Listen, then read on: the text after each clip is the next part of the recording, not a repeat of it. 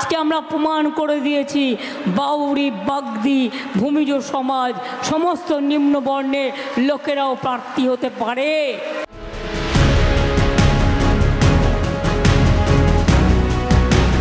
মমতা বন্দ্যোপাধ্যায় মুখ্যমন্ত্রী আছেন সাংবিধানিক পদে, কিন্তু ধর্ম আর জাতপাত নিয়ে রাজনীতি কি তার প্রিয়? প্রশ্ন উঠছে তার আচরণে। দেশ জুড়ে তফসিলি জাতি উপজাতিরা ভোটে দাঁড়ান। তফসিলি জাতি উপজাতিদের জন্য করা আছে আসন সংরক্ষণ। তফসিলি জাতি উপজাতিরা হন বিধায়ক, সাংসদ, মন্ত্রীও। আমাদের দেশের রাষ্ট্রপতি দ্রৌপদী মুর্মুর জন্ম তফসিলি উপজাতি পরিবারে, কিন্তু মমতা বন্দ্যোপাধ্যায় এমন ভাব দেখালেন যেন তফসিলি জাতি উপজাতির কাউকে কেউ কোনোদিন প্রার্থী করে না। তিনিই যেন প্রথম প্রার্থী করলেন এমন কাউকে। তারই দলের প্রার্থী মিতালি বাগকে কার্যত নিচু জাতের বলে মন্তব্য করেছেন মমতা বন্দ্যোপাধ্যায়।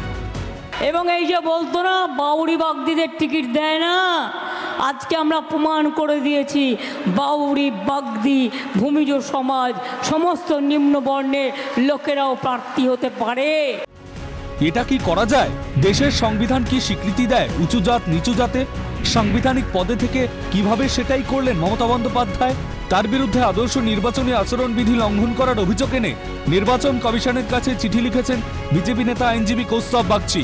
মুখ্যমন্ত্রীর বিরুদ্ধে জাতি বর্ণ নিয়ে রাজনীতি করার অভিযোগ এনেছেন তিনি। কাস্টের ভিত্তিতে তিনি একটা ডিভিশন করার চেষ্টা করেছেন।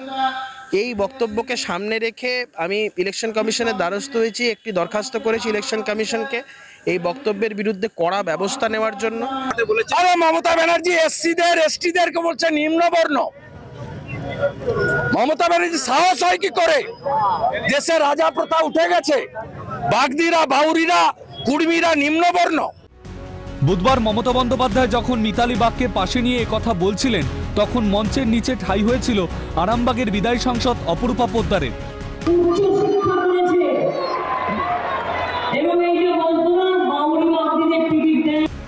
সভা ছেড়ে বেরোনোর সময় তিনি তোপ দাগেন দলীয় নেতৃত্বের বিরুদ্ধে।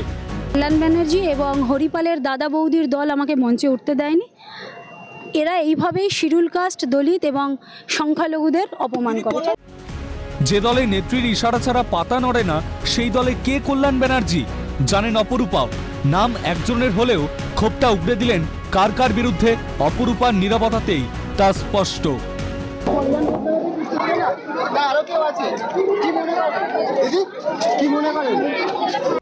তবে কি ধর্ম আর জাতপাত নিয়ে নোংরা রাজনীতিতেই অভ্যস্ত মমতা বন্দ্যোপাধ্যায়ের দল তৃণমূল?